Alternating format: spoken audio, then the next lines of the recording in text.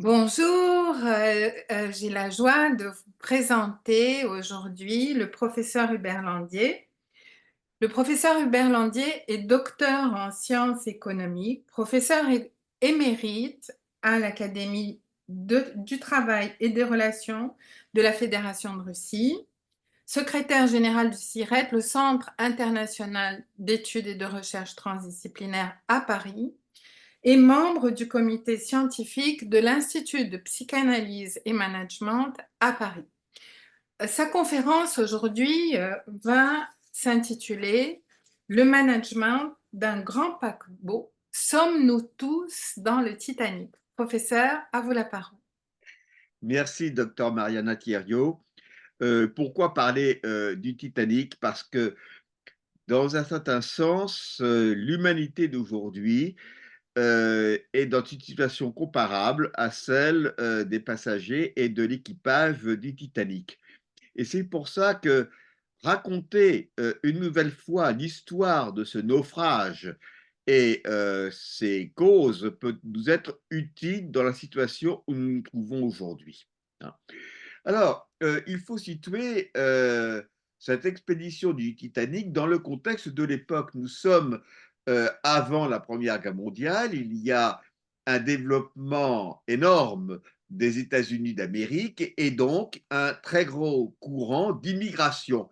Et par conséquent, une progression des transports maritimes, c'était les seuls à l'époque, au-dessus de l'Atlantique. Et les différents pays concernés étaient en concurrence.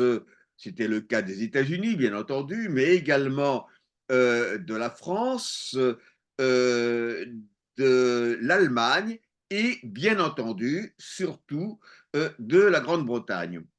Et la Grande-Bretagne, à l'époque, était représentée par deux grandes compagnies de navigation, la Cunard Line et la White Star Line. Et la concurrence était très forte.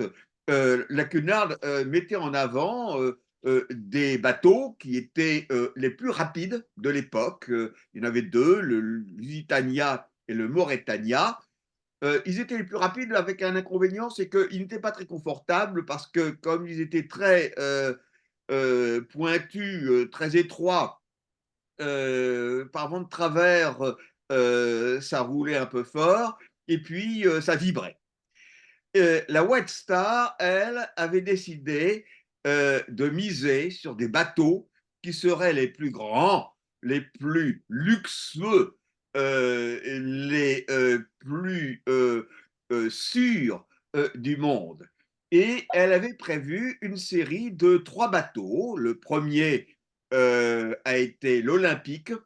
C'était le plus grand bateau du monde quand il a été lancé. Il est bien connu, l'Olympique, en la personne de son capitaine, qui est resté très connu, le capitaine Haddock. Le second de la série a été le Titanic, capitaine Edward Smith. Et le troisième qui était prévu devait s'appeler le Gigantique. Et finalement, il a été renommé le Britannique. Alors, laissons de côté l'Olympique, le premier de la série. Le deuxième, le Titanic, avait les mêmes caractéristiques, simplement il était encore plus luxueux, hein. C'était un bateau absolument magnifique, hein, extrêmement luxueux, et donc il a été lancé un peu précipitamment, on verra ensuite pourquoi, et il est parti de son port d'attaque de Southampton en Angleterre le 10 avril 1912. Il a fait une escale à Cherbourg pour prendre des passagers, une deuxième escale à Queenstown en Irlande pour prendre de nouveau des passagers, et ensuite, en avant toute, vers New York. En avant toute, pas tout à fait d'ailleurs, parce que comme il était en rodage, le bateau, il n'a pas été au maximum de la puissance de ses machines. Il a été à la vitesse de un peu plus de 22 nœuds. Bon, tout va bien. Tout va bien. C'est une croisière inaugurale absolument sensationnelle. il y a des sommités de l'époque qui ont tenu à faire cette croisière inaugurale. Il y a John Astor, il y a Benjamin Guggenheim, bien connu pour la fondation Guggenheim. Il y en a d'autres. Et il y a d'ailleurs Joseph Bruce May, qui est le président de la White Star Line. Tout va bien, on se réjouit, la mer est d'huile, hein, et on arrive à la soirée du 14 avril. Alors, il y a bien eu quelques petits problèmes au passage, c'est qu'il y a des bateaux dans le voisinage qui ont alerté le Titanic comme quoi il y aurait des glaces flottantes, hein.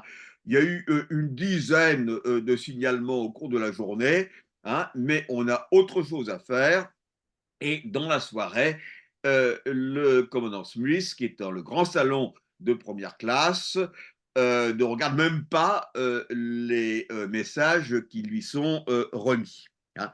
Donc le bateau file à 22,4 nœuds dans une nuit noire parce que c'est la nouvelle lune, hein, mais tout va bien. Et voici que un tout petit peu avant minuit, eh bien, la vigie découvre brutalement qu'il y a un demi-mile devant, droit devant, un énorme iceberg, hein. Il téléphone immédiatement à la passerelle, l'officier de quart fait mettre machine arrière toute et la barre à droite toute, ce qui signifie en langage marin pour aller à gauche, hein. Alors, la manœuvre est faite, mais le bateau ne heurte pas l'iceberg. L'iceberg va passer juste au bord du bateau. D'ailleurs, il y a certains passagers qui n'étaient pas endormis, qui vont voir la barrière de glace à travers le hublot. Il y a quelques fêtards qui étaient au bar salon en train de faire une dernière partie de bridge qui vont s'étonner de cela, hein. Mais en gros, tout le monde dort, personne ne s'en aperçoit. Sauf que la barrière de glace a heurté tout le long, tout le flanc du navire. Et le commandant Smith s'en est aperçu, il revient précipitamment à son poste, et là, il faut envoyer quelqu'un pour voir s'il y a une avarie, hein. Et celui qui va descendre dans le fond du bateau pour savoir ce qui se passe, c'est non pas l'architecte, mais l'ingénieur en chef du bateau. Et là, il constate quelque chose d'épouvantable, c'est qu'il donne à peu près 2 heures de flottaison au Titanic. Alors, ceci peut paraître incroyable. Ceci peut paraître incroyable parce que toute la publicité qui a été faite pour le Titanic porte sur le fait que c'est un bateau insubmersible, hein.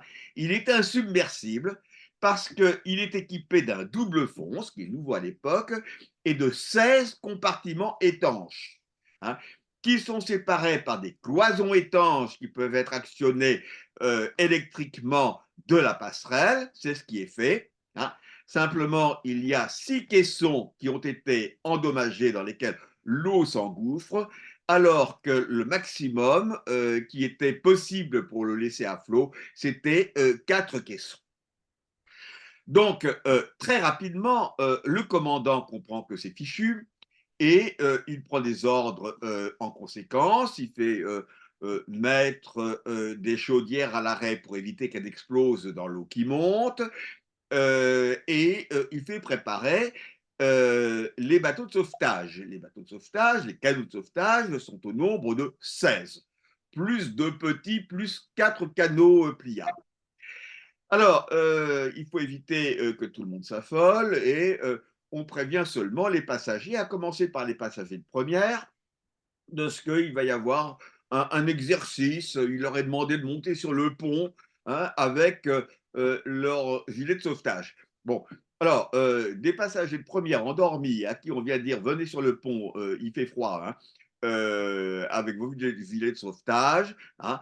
Pour beaucoup d'entre eux, ça se traduit par un grand bras d'honneur, hein.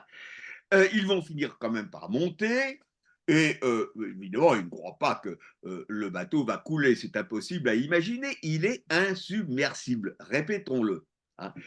Alors, donc le nécessaire est fait, on met les premiers canots à la mer, mais beaucoup de alors d'abord, les femmes et les enfants d'abord, ça sera, une règle qui sera respectée, mais les femmes et les enfants sont peu nombreux à vouloir s'y embarquer parce que, c'est, très haut et puis parce que, de toute façon, le bateau est insubmersible, hein, et donc les premiers bateaux, vont partir à moitié plein seulement. Bon, hein, on a beaucoup de mal à forcer les gens à, entrer, dans les canots, hein.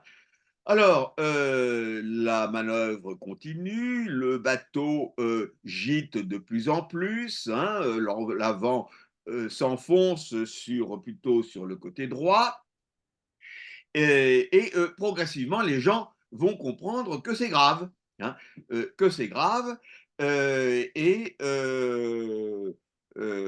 malheureusement certains d'entre eux, se raviseront alors qu'il sera trop tard et c'est d'ailleurs intéressant parce que, les passagers de troisième classe, ils ont été prévenus, mais ils ont été prévenus en langue anglaise alors que c'était souvent des Allemands ou des Italiens, ils n'ont rien compris. Quand ils ont compris, ils ont voulu partir avec toute leur fortune qui se trouvait dans 2 valises et ils sont arrivés pour certains d'entre eux sur le pont des embarcations alors que la dernière embarcation venait de s'en aller. Voilà, hein.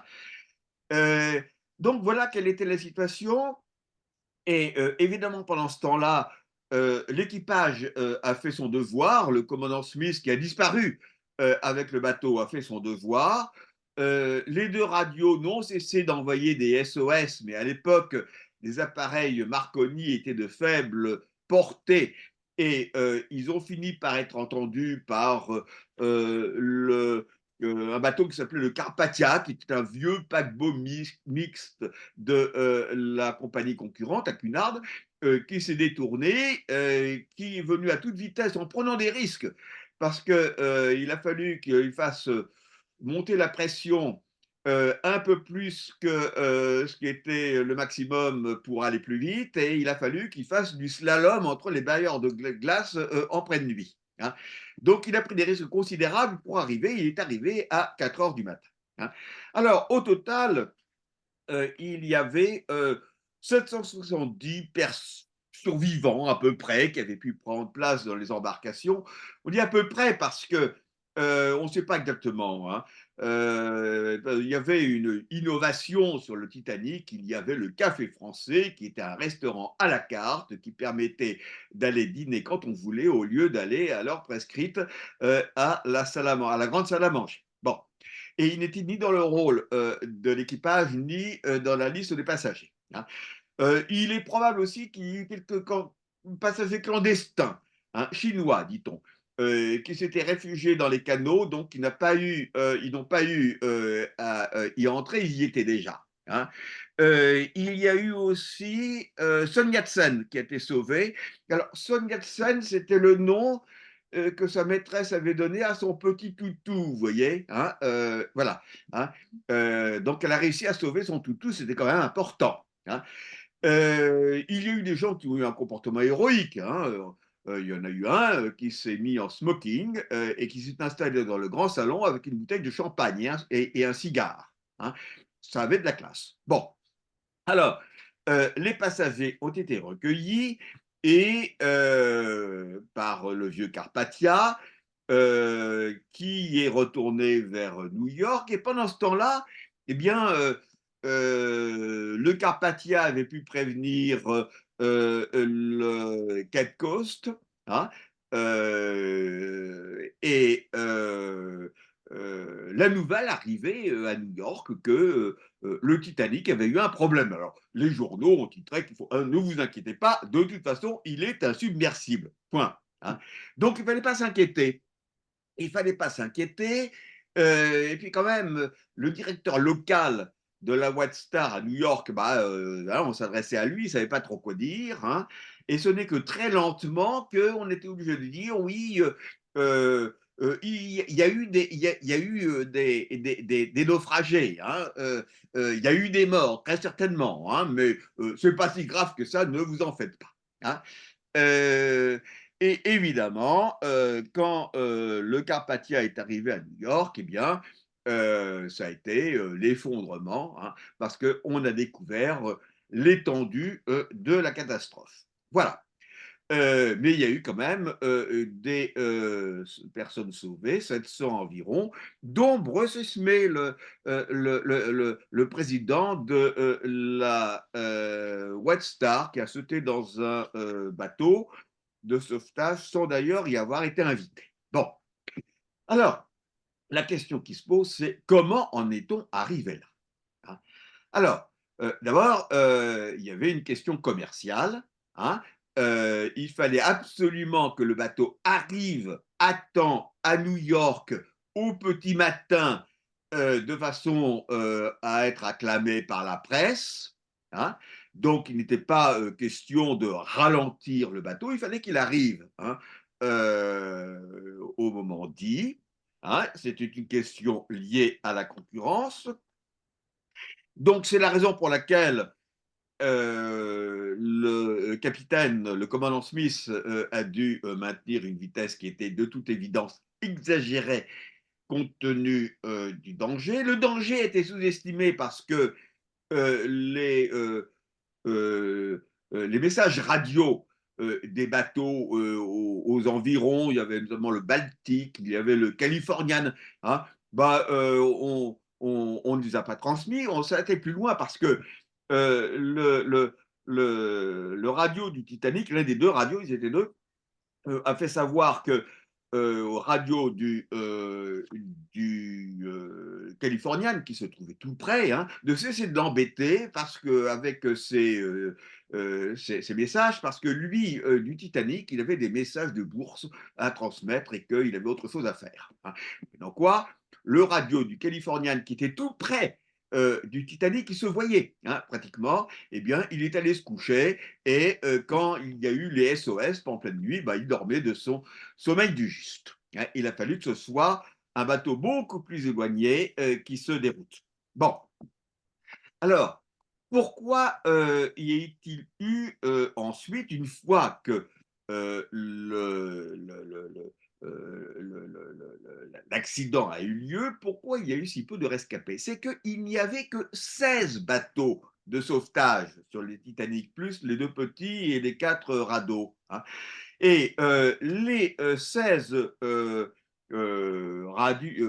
bateaux de sauvetage pouvaient accueillir 1178 passagers, il n'y en a eu en réalité que 710 à peu près, hein, mais non pas la totalité des 2200 personnes qui se trouvaient à bord. Hein. Mais, comprenez-vous, hein, pourquoi aurait-on mis tant de bateaux de sauvetage alors que le Titanic était insubmersible? Hein. Euh, L'architecte du bateau avait plaidé pour en mettre à peu près 2 fois plus, mais on ne l'a pas écouté. Hein. Bruce Ismay ne l'a pas écouté. Pourquoi mettre ces bateaux qui ne serviront à rien parce que le bateau est insubmersible et en plus ils sont inélégants. Hein. Le souci d'esthétique était très important. C'est pour ça qu'on avait mis une quatrième cheminée postiche sur le bateau, la dernière, celle du fond, celle du bout, à la poupe. Hein. Donc, il y avait un nombre de cas de sauvetage très insuffisant. On s'était contenté d'appliquer la loi britannique qui prévoyait un minimum de 16 canaux de sauvetage pour tout navire de plus de 15 000 tonneaux. Le Titanic en faisait à peu près 45 000. Bon, alors voilà, hein, confiance absolue dans la technique.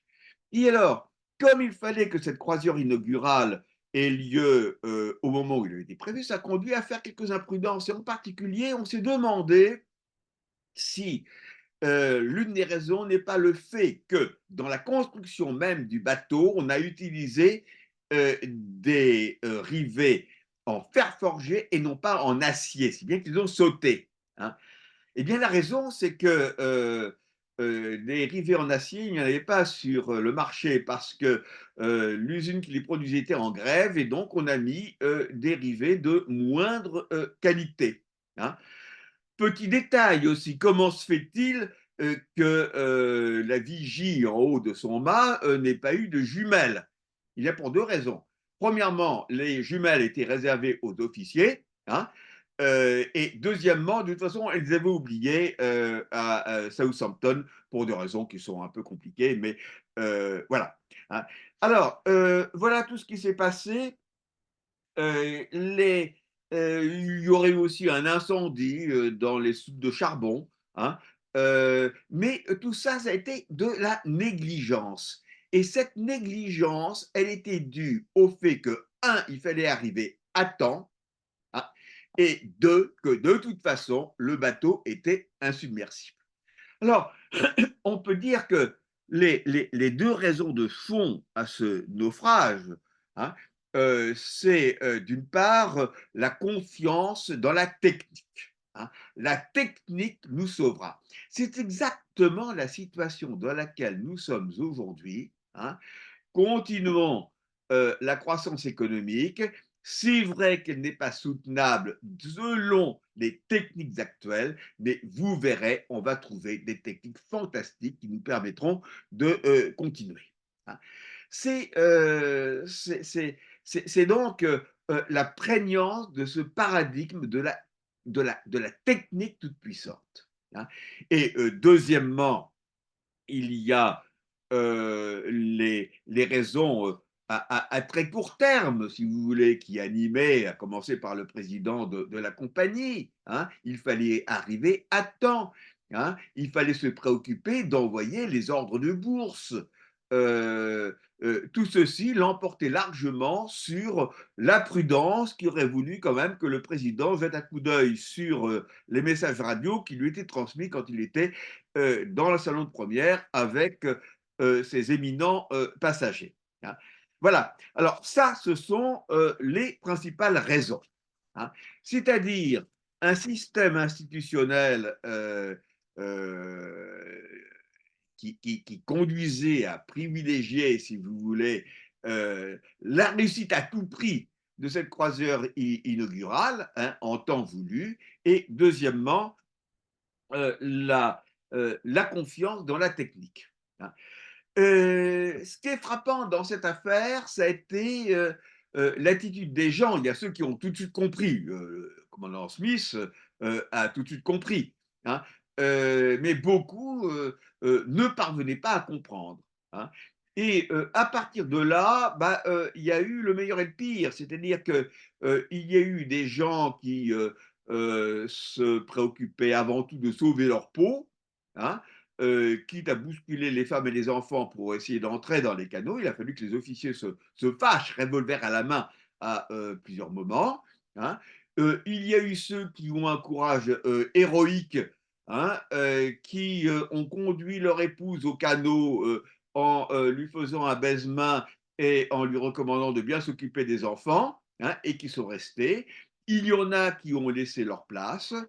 Il y a l'orchestre qui a continué à jouer malgré le bruit énorme que faisait la vapeur s'échappant des cheminées parce que on baissait la pression pour pas que les chaudières explosent.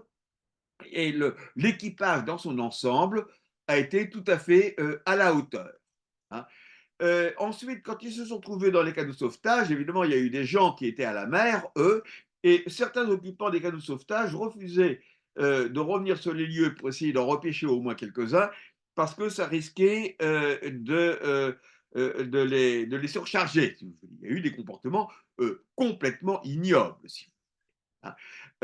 Il y a eu des choses assez marrantes. Il y a eu un steward qui avait compris que c'était fichu pour lui, qui s'est avalé une grande bouteille de rhum ou de whisky, je ne sais pas.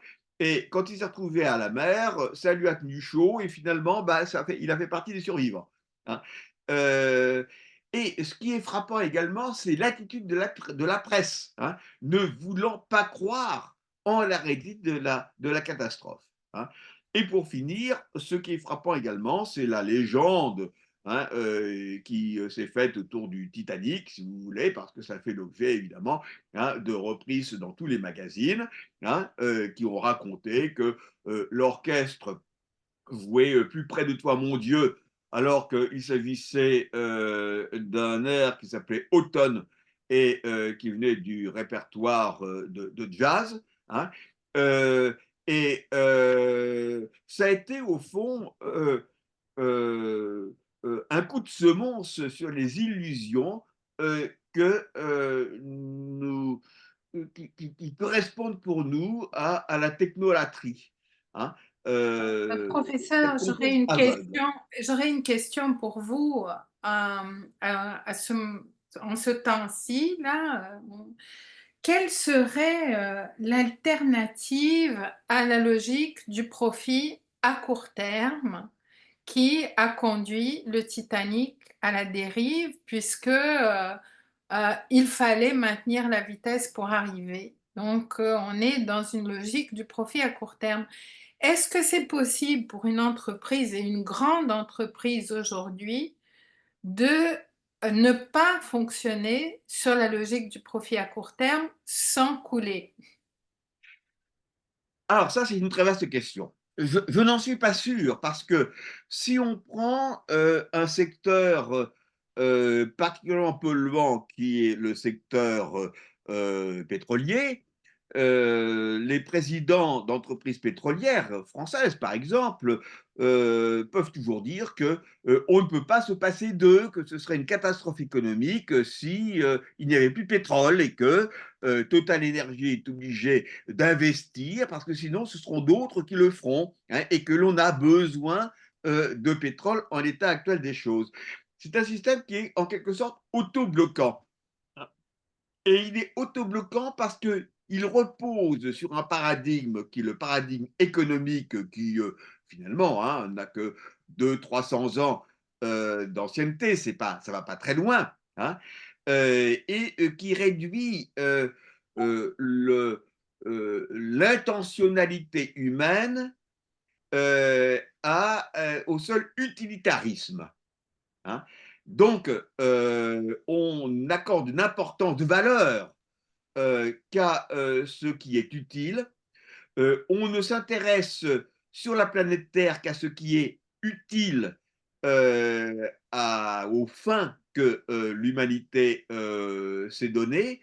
Et c'est probablement ce paradigme utilitariste qui réduit la valeur hein, à la valeur des choses et à la valeur marchande en quelque sorte, qui demande à être bousculé. Hein. Autrement dit, il ne suffit pas de dire, il suffit d'en finir avec le système capitaliste et tout ira bien, parce que derrière, il faut en finir avec le paradigme qui animait tout aussi bien le système capitaliste que le défunt système communiste.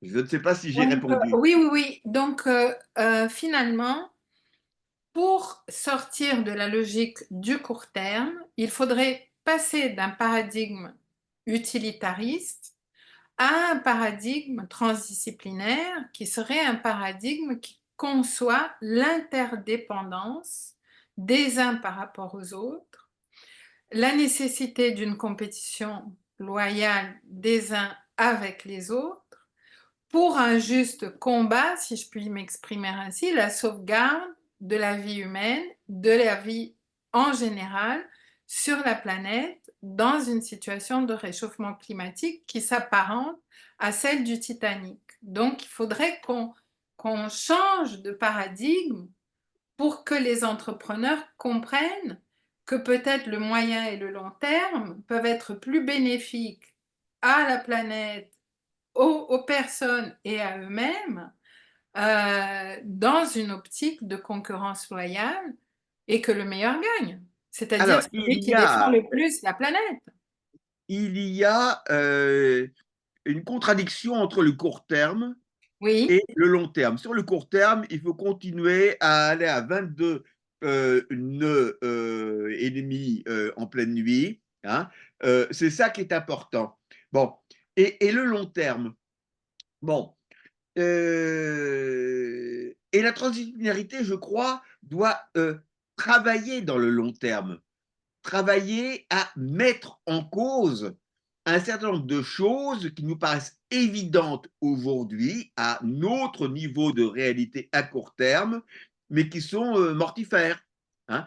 Heu il faut essayer de se dire que l'avenir sera peut-être très différent de, la réalité que, nous connaissons aujourd'hui. Peut-être que dans l'avenir, le mot économie n'aura plus aucune signification, hein, que ce sera quelque chose d'un petit peu exotique ou vieillot qui ne présente plus d'intérêt par rapport aux valeurs qui pourraient émerger. Et il n'est pas certain non plus qu'il y ait ce que nous appelons aujourd'hui des entreprises dans le monde de demain. Après tout, l'entreprise dans son cadre institutionnel actuel, c'est quelque chose de récent, hein, et on peut très bien imaginer que ça laisse place à autre chose, à d'autres formes de coopération humaine qui ne soient plus fondées sur la recherche de l'intérêt par tout le monde et par chacun, et sur une organisation pyramidale, si vous voulez, qui nous renvoie à la Rome impériale. Voilà, donc comment, se prémunir de la chute de l'Empire romain en instaurant la République? C'est ce qu'avait fait Marc Aurèle, c'est-à-dire qu'il a Oui, muté, l'organisation du pouvoir. Et je me demande si nous pouvons avoir des compagnies en mutation, des compagnies apprenties, dans le sens ou apprenantes d'un nouveau paradigme, celui de l'interdépendance. oui, C'est-à-dire il que peut y en nous avoir. sommes tous interdépendants et ce qui se passe dans une compagnie à un bout de la planète va avoir des conséquences à l'autre bout de la planète. Oui, mais tout Appauvrissement dépend, ou de protection. tout dépend de la taille, hein. Et il faut bien distinguer la très grande entreprise multinationale, hein, qui est devenue une machine financière, avec le magasin de producteurs qui est une coopérative où les producteurs de navets, de cerises, etc., viennent apporter leur récolte pour le vendre. Bon, en circuit direct. Il faut bien distinguer entre les deux. Et il me semble que à la fin de l'Empire romain, hein, quand Alaric a occupé Rome, il y avait l'opposition. Il y avait la position du sénateur romain qui voyait tout s'effondrer, pour lequel c'était une catastrophe parce que c'était euh, sa place dans la société qui était remise en cause. Et puis l'agriculteur des environs de Rome qui remarquait seulement que, d'une façon étonnante, le, le préleveur d'impôts n'était pas passé cette année, hein, et qu'à la limite ne s'était pas aperçu que Rome s'effondrait, hein. Et donc l'édifice romain, eh bien, il a disparu et c'était on ne pouvait pas éviter sa disparition, hein. Et il a été remplacé par autre chose. Cette autre chose, ça a pris du temps, ça a pris des centaines d'années, hein.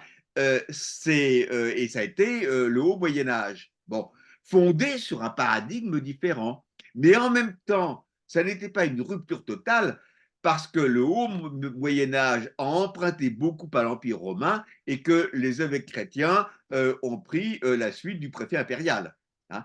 Mais c'était le même principe de territorialisation et d'autorité, hein. Alors, Voilà, on a beaucoup de euh, mal à instaurer finalement cette coopération, hein.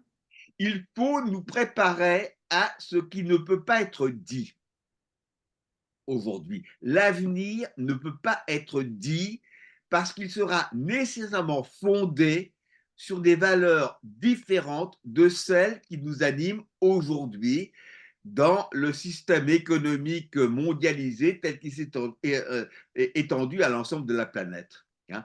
Ceci ne peut pas est sans issue, hein.